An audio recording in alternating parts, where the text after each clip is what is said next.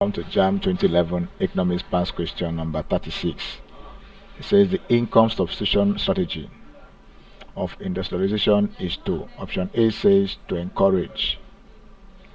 Option A is to encourage domestic production.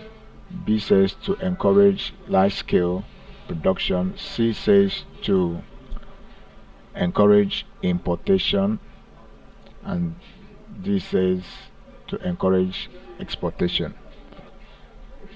Many strategies have been adopted by the government aimed at achieving industrial development in Nigeria. These strategies include import substitution strategy, as we have here. Import substitution strategy, which involves deliberate attempts by governments and aimed at encouraging the growth of industries within the company which produce goods and services which would otherwise have been imported. Thus, option B, which is large scale production. Thank you, and please subscribe for more past questions.